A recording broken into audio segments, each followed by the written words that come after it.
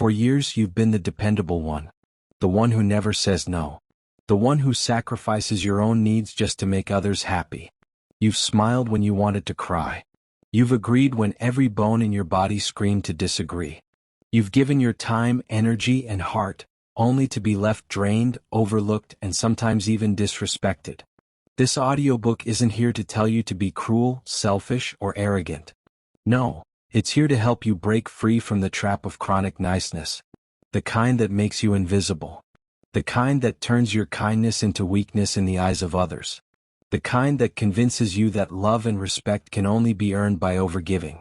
Today you start a new chapter in your life. You will learn to speak up, stand firm, and protect your energy without guilt. You will stop being nice and start being real. Chapter 1. The lie you were taught about being nice. From the moment we are young, society wraps us in a narrative about what it means to be good. At the heart of this narrative lies the idea that being nice, polite, agreeable, self-sacrificing, is the ultimate moral virtue. We are taught that kindness means never saying no, always smiling and putting others first no matter what. Parents, teachers, and even friends reinforce this belief with phrases like, be nice, don't hurt anyone's feelings, and think about others before yourself. While these lessons sound noble on the surface, the deeper truth is that this idea of niceness is often a trap. A trap that quietly trains you to ignore your own needs, desires, and boundaries in favor of being liked and accepted. This notion of niceness equates your value to how much you are willing to bend and accommodate others. It teaches you that conflict is bad and that your primary goal should be to avoid upsetting anyone, even if that means sacrificing your own happiness. As a result, many people grow up confused about their own identity. They learn to hide their true feelings, suppress their opinions, and play a role designed to make others comfortable. But the problem is, this role is not authentic and it comes at a great personal cost. What happens when you spend years being nice on the outside, but inside you feel unheard, undervalued, or even invisible? This gap between your true self and the persona you present to the world creates a silent form of suffering. You start to question your worth because you believe the only way to be loved is by being nice. The irony is that the very thing you believe makes you worthy, your niceness, often leads others to take advantage of you, to overlook you, or to disrespect you. It's a cruel irony that most people never see coming. It's important to understand that being nice, as it is commonly defined, is not the same as being kind or compassionate. True kindness comes from a place of strength and authenticity. It means caring for others without losing sight of your own needs. But when you're trapped in the nice script, kindness becomes transactional, a way to earn approval and avoid rejection. This transactional kindness is exhausting because it's never about genuine connection. It's about managing how others see you. Many people who have lived their lives being nice can relate to the feeling of resentment that builds up over time. That resentment grows because they're constantly giving, but never truly receiving. They end up feeling depleted, unappreciated, and taken for granted. The more they try to please, the more they are drained emotionally and physically. This cycle can make you feel powerless, like you have no control over your own life. But this is not a permanent state. It can be changed. Breaking free from the nice lie starts with recognizing it for what it is: a learned behavior that limits your potential for true happiness and self-respect. It's a pattern rooted in fear of rejection, fear of conflict, and fear of being alone. But here's the truth that sets you free. You don't have to sacrifice your needs to be worthy of love or respect. You don't have to be nice to everyone at the expense of yourself. Being true to who you are will bring deeper and more meaningful relationships than any act of forced niceness ever could. You might worry that if you stop being nice, people will see you as rude, selfish, or unkind. These fears are understandable because society often stigmatizes those who set clear boundaries. But being authentic doesn't mean you're cruel or unloving. It means you are honest about what you want, what you need, and what you will not tolerate. And honest communication creates respect, even if it doesn't create immediate approval. Another reason the nice lie persists is because it disguises itself as humility and selflessness, traits that are culturally celebrated. But there's a difference between genuine humility and the kind of self-abandonment that nice people fall into. Genuine humility is about recognizing your worth without needing to boast. Self-abandonment is erasing yourself to make others comfortable. The former builds self-respect, the latter destroys it. By the end of this chapter, I want you to start questioning everything you thought you knew about being nice. The lesson you were taught may have felt like a gift, but in reality, it might have been a chain. It's time to break those chains and discover the freedom that comes from living honestly, standing firm, and stopping the cycle of chronic niceness. Your journey to a stronger, more empowered you starts here. Chapter 2. The Dangers of People-Pleasing. People-pleasing is a silent epidemic that many suffer from without even realizing the damage it's doing to their lives. At first glance, it might seem harmless. After all, who doesn't want to be liked? Who doesn't want to keep the peace and avoid conflict? But beneath this surface lies a dangerous pattern of behavior that slowly chips away at your sense of self-worth, your happiness, and your ability to live an authentic life. When you constantly prioritize others' needs over your own, you send a clear message, to yourself and to the world, that your needs don't matter. Over time, this becomes a deeply ingrained belief that can keep you trapped in a cycle of self-neglect. You convince yourself that making others happy will make your life better, but the opposite usually happens. Instead of joy, you end up with exhaustion, resentment, and a growing feeling of emptiness. The reward of patience is also the joy of self-discovery. During the waiting period, you learn who you truly are, what you are capable of, and what matters most to you. You discover hidden strengths and cultivate virtues that you might never have developed in the pursuit of instant gratification. These lessons, often invisible at the moment, become priceless gifts. And when your moment of reward arrives, you are not just celebrating the achievement itself, but also the growth, discipline, and transformation that brought you there. Consider the stories of entrepreneurs who started with nothing. They faced countless failures, financial struggles, and moments when giving up seemed easier than pushing forward. Yet, those who stayed patient, who refined their craft, and who kept building quietly behind the scenes eventually achieved extraordinary success. The reward of patience is not just wealth or recognition. It is the fulfillment of seeing your vision take shape, piece by piece, until it stands tall before you. Patience also teaches gratitude. When something comes quickly, it is often taken for granted. But when you wait, endure, and work, the moment of reward is infused with appreciation.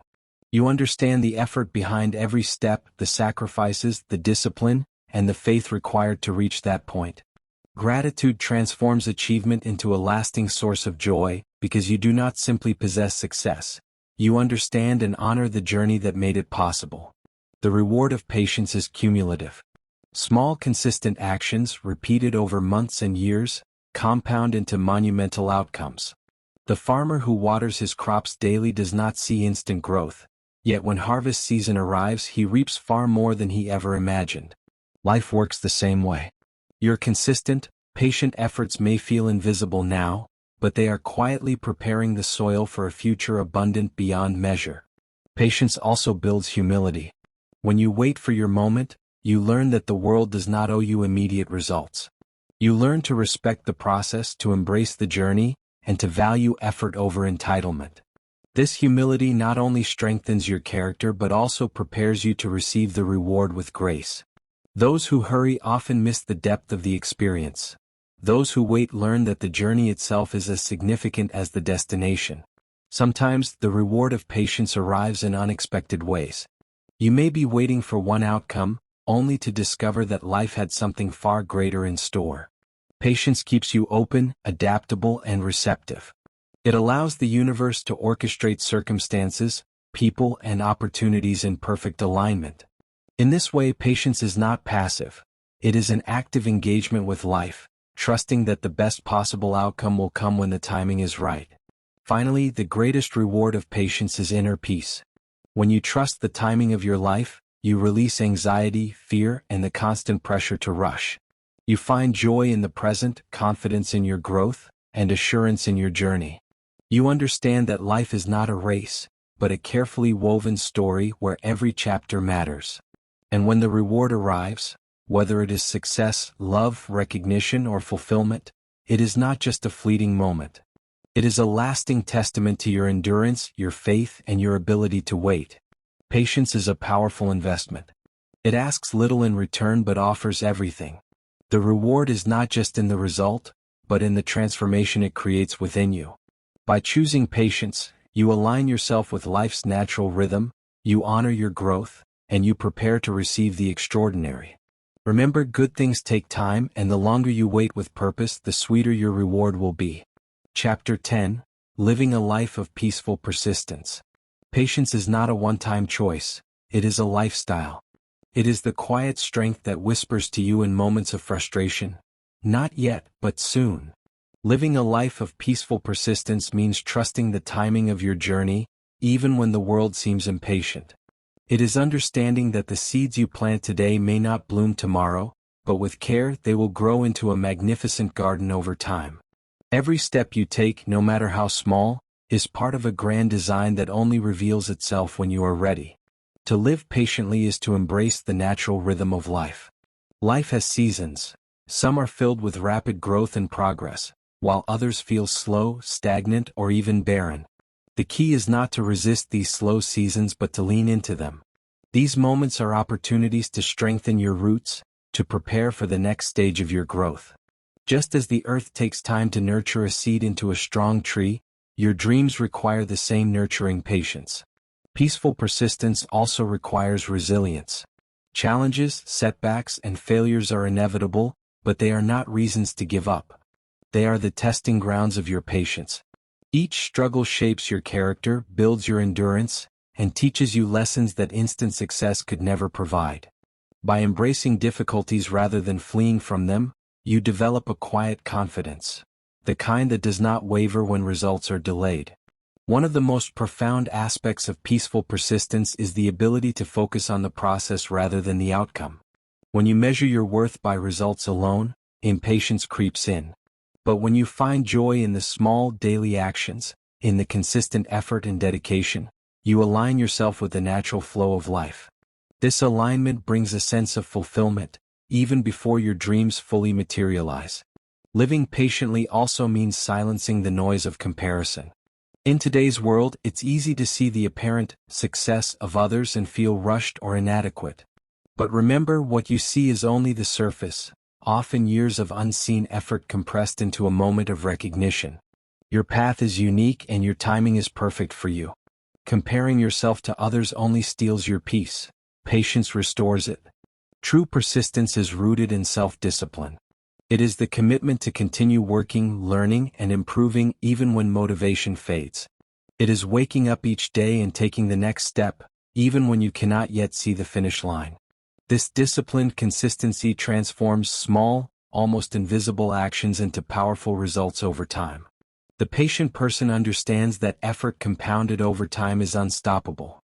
Furthermore, when you are kind without limits, you risk losing your identity. You start bending yourself into shapes that fit everyone else's needs, desires, and expectations, but not your own.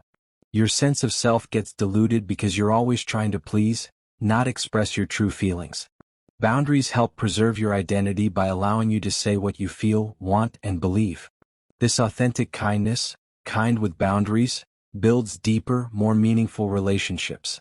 Another subtle consequence is that kindness without boundaries can unintentionally teach others to be dependent on you. When you always step in to fix problems or meet needs, people stop trying to solve things themselves. This breeds a cycle of dependency that limits both your growth and theirs. Boundaries, on the other hand, encourage empowerment. They help others learn responsibility and self-reliance, which ultimately strengthens your relationships instead of weakening them. Finally, kindness with boundaries honors the most important person in your life, you. It's easy to forget that your well-being is crucial for your ability to give to others. When you protect your time, energy, and emotions, you are investing in yourself. This investment doesn't diminish your kindness, it multiplies it. Because when you care for yourself first, you become a source of genuine, sustainable kindness that commands respect, enriches your life, and inspires others to treat you accordingly. Chapter 4: Understanding Boundaries and How to Build Them. Boundaries are one of the most misunderstood concepts when it comes to personal growth and relationships. Many people confuse boundaries with walls, barriers meant to shut others out completely. But this is far from the truth. Boundaries are more like gates or fences that mark where you end and where others begin. They protect your space, your time, your emotions, and your energy. They are essential to creating healthy relationships, both with yourself and with others. When you lack boundaries, you become vulnerable to manipulation, burnout, and emotional exhaustion. You might find yourself saying yes when you want to say no, or constantly trying to please others at your own expense. Without clear limits, you can lose sight of who you are and what you truly need. Boundaries help you regain that sense of self. They create a framework where you can interact with the world without losing yourself. Building boundaries starts with self-awareness. You must first understand what makes you feel uncomfortable, drained, or disrespected. These feelings are your internal alarms signaling that your boundaries are being crossed. Pay attention to moments when you feel overwhelmed or resentful. Those emotions are clues that your limits have been ignored or overlooked. Journaling about these experiences or discussing them with a trusted friend or therapist can help you clarify what your boundaries should be. There are several types of boundaries, and it's important to recognize each so you can build them thoughtfully. First, there are physical boundaries, the personal space around you, your body, and how you allow others to touch or invade that space. Next, emotional boundaries protect your feelings and mental health. This means deciding who you allow to influence your emotional state and how much you share with others. Then there are time boundaries, knowing how much time you can give to people or tasks before it affects your well-being. Lastly, there are intellectual boundaries, respecting differences in opinions without feeling the need to defend or compromise your beliefs. Once you identify where your boundaries need to be, the next step is learning how to communicate them clearly and firmly. This is where many people struggle, often out of fear of conflict or rejection. But communication is the bridge between your needs and the world. It's important to practice saying things like, "I'm not comfortable with that," or "I need some time for myself," without apologizing or feeling guilty. Your boundaries deserve respect, and so does your voice. Building boundaries also means learning to say no. This is perhaps the most powerful tool in your boundary toolkit. Saying no is not a rejection of others. It's a commitment to yourself. Every time you say no to something that drains you, you say yes to your health, your goals, and your happiness. Remember, you don't owe anyone a long explanation. No can be a complete sentence. Expect some resistance, especially if you've been overly nice for a long time. People around you might be used to your availability and compliance, and they may push back when you start enforcing limits. This is normal and even healthy. It means your boundaries are working. Stand firm and remind yourself that you are not responsible for how others react. Their discomfort is temporary, your peace is lasting. Another important part of boundary building is consistency. It's not enough to set a boundary once and forget about it. You must reinforce it every time it's tested. This can feel uncomfortable at first, but with practice, it becomes second nature. Consistency teaches others how to treat you and sets a clear standard for what is and isn't acceptable in your life. Finally, remember that boundaries are a form of self-love. They are not selfish or mean. They are essential tools that protect your well-being and allow you to show up as your best self in all areas of life. When you build and maintain your boundaries, you're not just stopping others from taking advantage of you, you're creating space for genuine connection, respect, and mutual care. Chapter 5. The Power of Saying No. Saying no is one of the most powerful skills you can learn. It sounds simple, but for many it feels like an impossible act. Years of being conditioned to please, to accommodate, and to never rock the boat make the word no feel like a betrayal, a rude, cold, or selfish response. But the truth is that every time you say no when it's right for you, you are practicing self-respect and reclaiming your life. Saying no isn't about shutting people out. It's about opening the door to your own priorities. No is a complete sentence. You don't owe anyone long explanations, excuses, or apologies when you decide to say it. Too often, people drown their no in justifications, hoping the other person will understand or accept it better if they provide reasons. But this approach usually invites debate, persuasion, or guilt trips. The simple, confident no leaves no room for argument and sets a clear boundary. It says, "This is what I choose and I don't need to justify it." Many people struggle with saying no because they fear disappointing others or losing their approval. This fear of rejection or conflict is natural, but it's also limiting. When you live your life constantly trying to avoid these uncomfortable feelings, you sacrifice your authenticity. You end up saying yes to things that drain your energy and pull you away from your goals. But here's the secret. Real, lasting relationships don't require you to be a yes person. The people who truly care for you will respect your boundaries. Learning to say no starts with small, manageable steps. You don't have to overhaul your entire life overnight. Begin by declining invitations to events you don't want to attend or refusing favors that leave you exhausted. These small acts build your confidence muscles. Over time, you'll find it easier to say no in bigger situations, at work, with family, or in friendships, without anxiety or guilt holding you back. Saying no also means saying yes to something else. When you say no to a request that doesn't align with your values or priorities, you free up your time and energy to say yes to what truly matters. Your passions, your goals, your well-being. The shift changes your life. Instead of spreading yourself thin trying to please everyone, you focus deeply on the things that bring fulfillment and joy. One of the biggest misconceptions about saying no is that it will make you come off as cold or selfish. In reality, the opposite is true. People who never say no often burn out, become resentful, and eventually withdraw emotionally. When you clearly communicate your limits, you show that you value yourself and others enough to be honest. This honesty fosters respect and often strengthens relationships. It's important to recognize that not everyone will like your no. Some will push back, trying to guilt or pressure you into changing your mind. This is where your inner strength is tested. The first few times you hold firm, it can feel uncomfortable. But every time you maintain your boundary, it gets easier. You prove to yourself that you are in control of your life, not the other way around. Saying no is a radical act of self-care in a world that constantly demands your attention and energy. When you protect your boundaries, you build resilience against stress and burnout. You become less reactive and more intentional.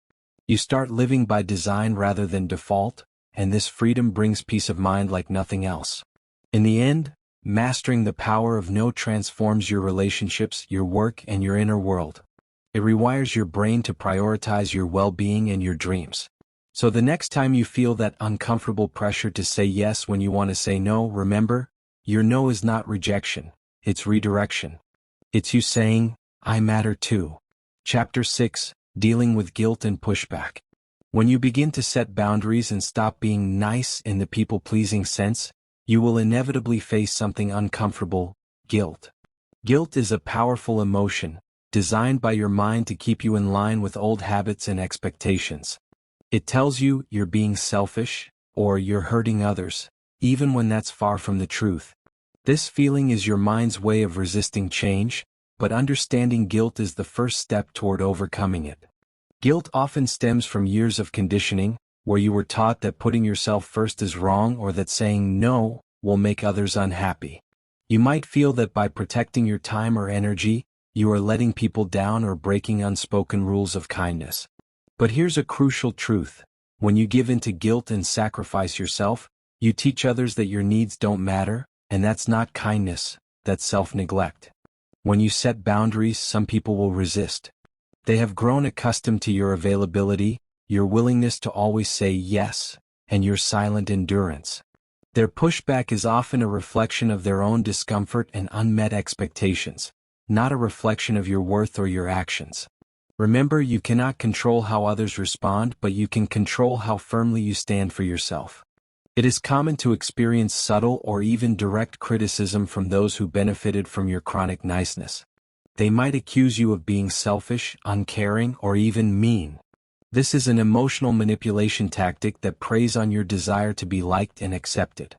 Recognizing these tactics empowers you to detach emotionally and reaffirm your boundaries with calm conviction. You may also feel isolated at times because people who don't respect your boundaries will often drift away. This can feel painful and lonely, but it's actually a sign of growth. When you stop being nice in a way that allows others to take advantage of you, you create space for healthier relationships, those built on mutual respect and honesty. Another important thing to understand is that guilt is often a choice. It arises when you attach your self-worth to how much you sacrifice for others. If you begin to see your worth as inherent and independent of others' approval, guilt loses its grip.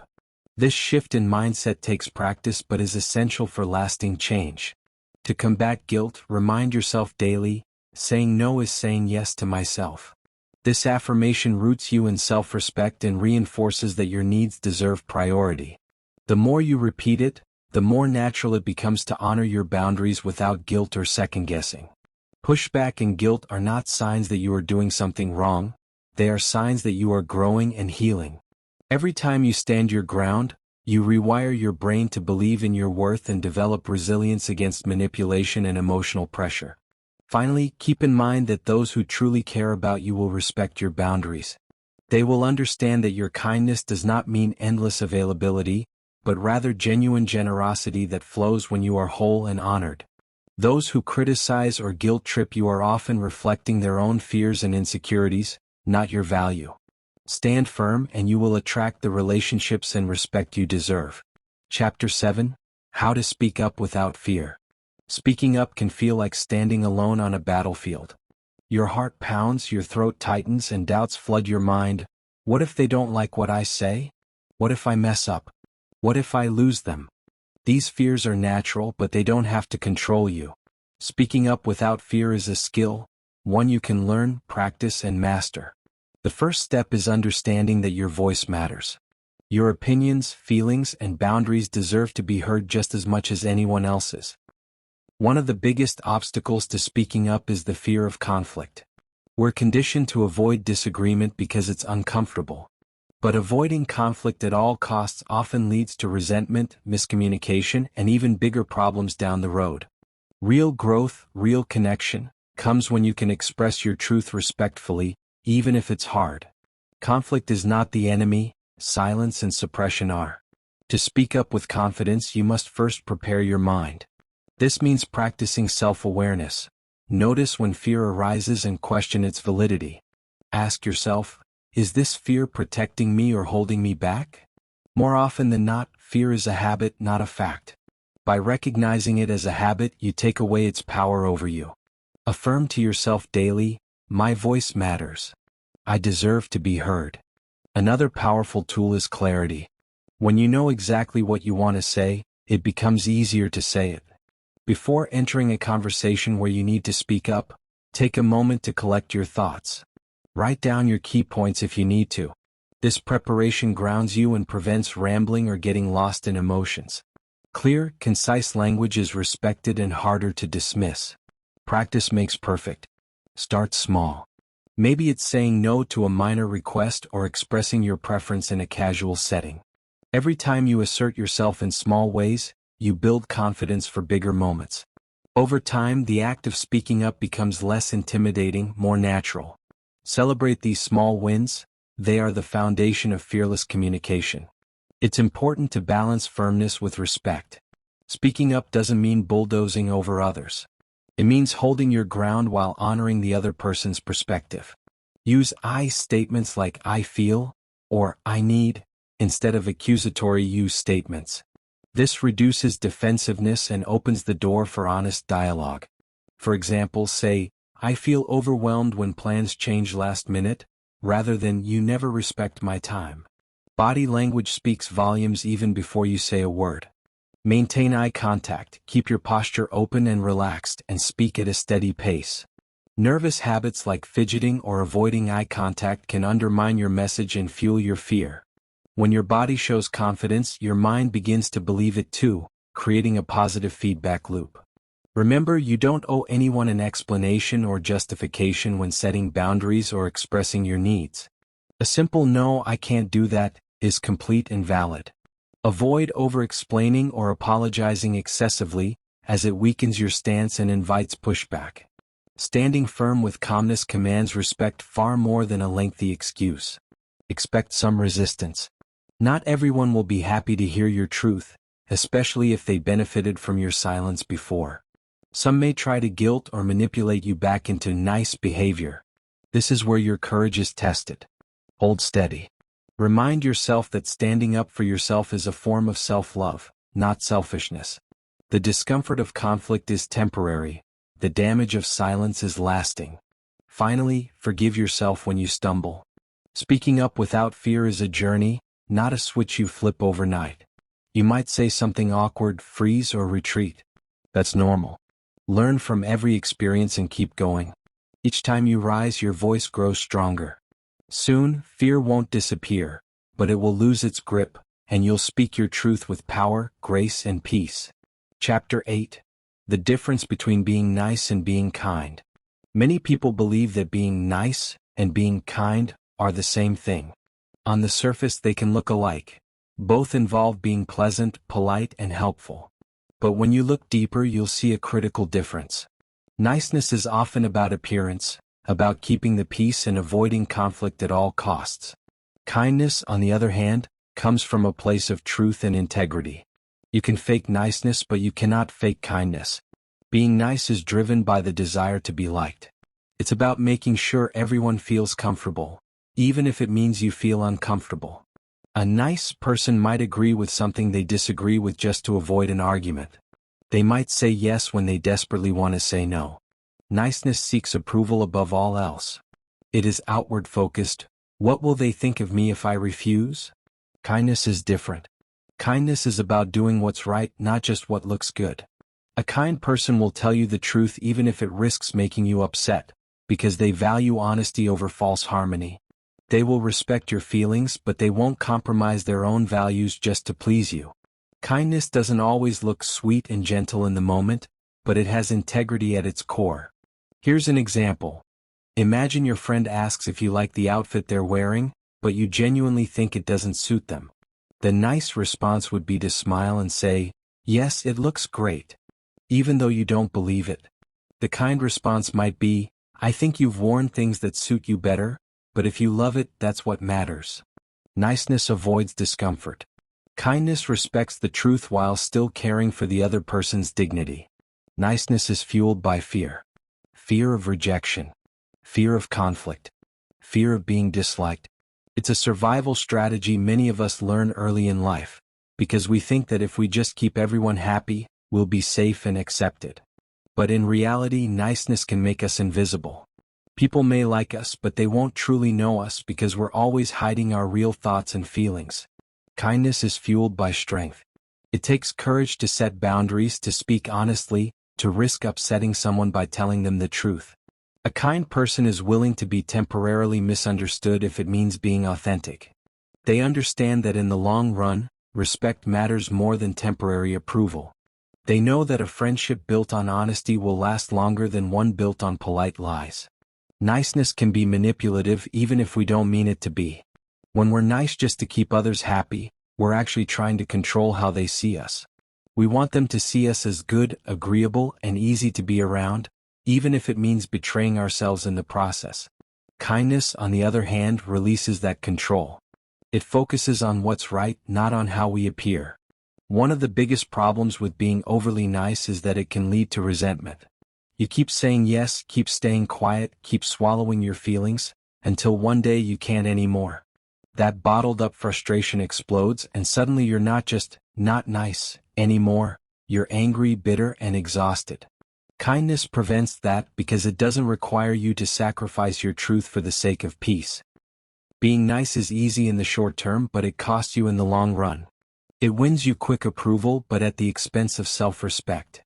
Kindness, however, sometimes costs you in the short term. Maybe someone doesn't like what you said, maybe there's an awkward silence, but it pays off in the long term because you build relationships based on honesty, trust, and mutual respect. So here's the bottom line. Nice is about surface, kind is about depth. Nice is about pleasing, kind is about respecting, both yourself and others. Nice is about fitting in, kind is about standing in your truth. If you want to live a life where you are truly seen, truly valued, and truly respected, stop chasing niceness. Choose kindness. The kind that's rooted in honesty, backed by courage, and guided by love. Chapter 9. The New You, Strong, Respected, and Real. You are on the brink of transformation. The journey to stop being nice isn't about turning into someone harsh or unfeeling. It's about stepping fully into your power, discovering the strength that's been inside you all along. This new you is someone who no longer fears confrontation or rejection, because you understand that your self-worth is independent of others' approval.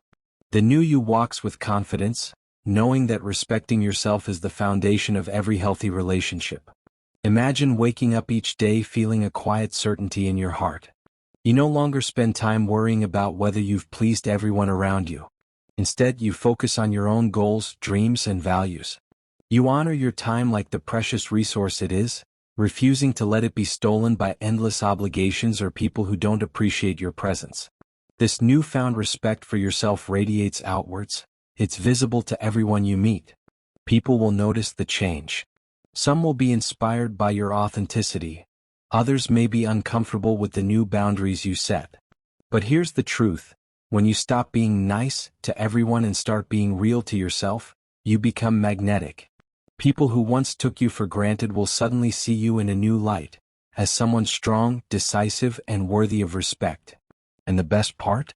The people who truly matter will not only accept this version of you, they will celebrate it. Strength doesn't mean you don't have empathy or kindness. On the contrary, true strength is knowing when to give and when to hold back. You learn to choose your battles wisely. You invest your energy where it truly counts.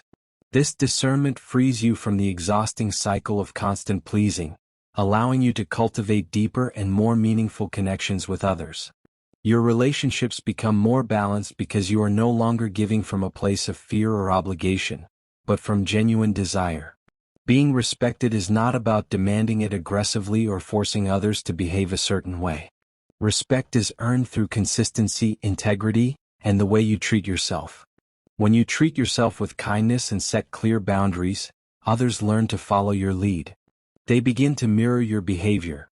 Suddenly your no is accepted without argument, your opinions are heard without dismissal, and your time is valued without question.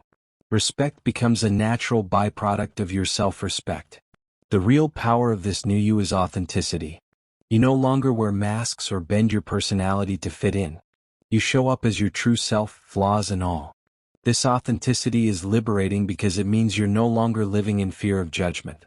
Instead, you embrace your uniqueness and celebrate what makes you different. And in doing so, you invite others to do the same, creating a space where honest and open connections can flourish. Freedom is another gift that comes with this transformation. Freedom from the chains of approval seeking. Freedom from guilt over setting boundaries. Freedom from feeling like you owe everyone a reason for your choices. With this freedom, you reclaim your life. You stop living reactively and start living intentionally. Every decision you make is aligned with your true self, and that alignment brings a deep sense of peace and fulfillment. This transformation is not always easy. There will be moments of doubt, moments when old habits tempt you back into being nice in the old way. But remember, growth is a process, not a destination. Each time you stand up for yourself, each time you choose authenticity over appeasement, you reinforce the strength of your new self. Over time, these choices become second nature. You won't even have to think about them. Your strength, respect, and realness will simply be who you are. As this chapter of your life closes, look back on how far you've come. Celebrate the courage it took to say no, the wisdom it took to set boundaries, and the bravery it took to be yourself. This new you is a beacon for others who feel trapped by their own need to please. By embodying strength and authenticity, you not only transform your own life, you inspire those around you to do the same. So, step into your power fully. Own your voice. Protect your peace. Live your truth. The new you, strong, respected, and real, is not just a dream. It is your destiny. Chapter 10, Final Call. Stop being nice, start being you. You were not born to live your life through the expectations of others. You were not made to be the background character in your own story, quietly bending and breaking to accommodate everyone else's needs. Too long you have placed their happiness above your own, confusing being nice with being valuable. But here's the truth. Your worth is not defined by how much you sacrifice or how small you make yourself for others to feel comfortable. It is defined by how fiercely you protect your soul, how honestly you live your truth, and how deeply you respect yourself. This is the moment when you stop being nice, the nice that diminishes you, and start being unapologetically, courageously you.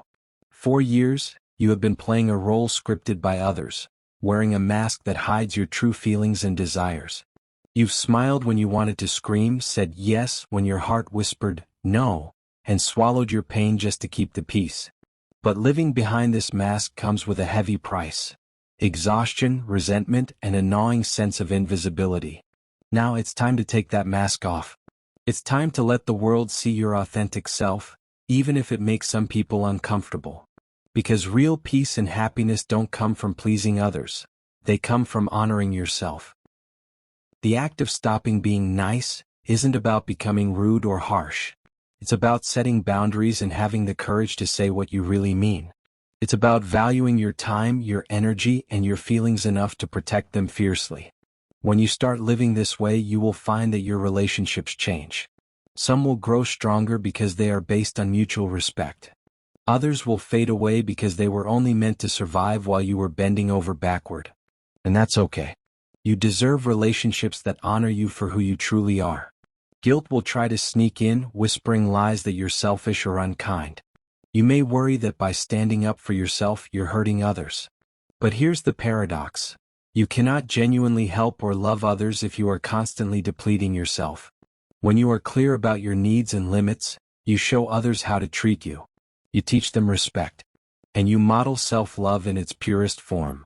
The guilt you feel is simply the echo of old conditioning, the outdated belief that your needs are less important. It's time to replace that belief with a new truth: your needs matter deeply. Fear is another shadow that follows this journey. Fear of rejection, fear of conflict, fear of loneliness. These fears are natural but not invincible. The more you practice being honest and setting boundaries, the weaker those fears become. You will discover that most people respect authenticity far more than you imagined. And the ones who don't? They aren't meant to be part of your journey. Fear loses its grip when you commit to your truth, and freedom begins when you stop hiding behind nice. Being nice often comes from a desire to be liked, to be accepted, or to avoid confrontation. But true connection and respect come from being real. When you start living authentically, you attract people who appreciate the real you, the messy, imperfect, bold, and brave you. These are the people who will stand by you, support your growth, and celebrate your victories without asking you to shrink. They bring genuine joy and fulfillment to your life, unlike the hollow approval that comes from constant people-pleasing. Imagine waking up every day feeling free, free to say no without guilt, free to prioritize your dreams without apology, free to speak your mind without fear of judgment. This freedom is not a fantasy. It is a reality waiting for you on the other side of your old patterns. The journey to stop being nice isn't easy, but it's worth every step. It leads you to a life where you are the hero of your story, where your voice is heard, and where your soul is nourished. Start today by taking small but powerful actions. Practice saying no when something doesn't feel right. Speak up about your feelings instead of bottling them inside. Create space in your life for rest and self-care. Each of these actions strengthens the new you, a you who is bold, confident, and grounded in self-respect. Over time, these small acts build a foundation for a life lived on your terms. Remember, the world needs your authentic self, not a watered-down, people-pleasing version. When you stop being nice and start being you, you become a beacon of courage and truth. You inspire others to do the same. Your journey isn't just about your own freedom. It's about lighting the way for others who have been trapped in the chains of chronic niceness. You have the power to break the cycle and live fully free. So here's your final call. Stop being nice, the kind that dims your light and silences your voice. Start being you, fierce, authentic, and unapologetically alive. This is your time. This is your life. Own it, protect it, and celebrate it. Because when you truly start being you, you unlock the greatest gift of all: freedom.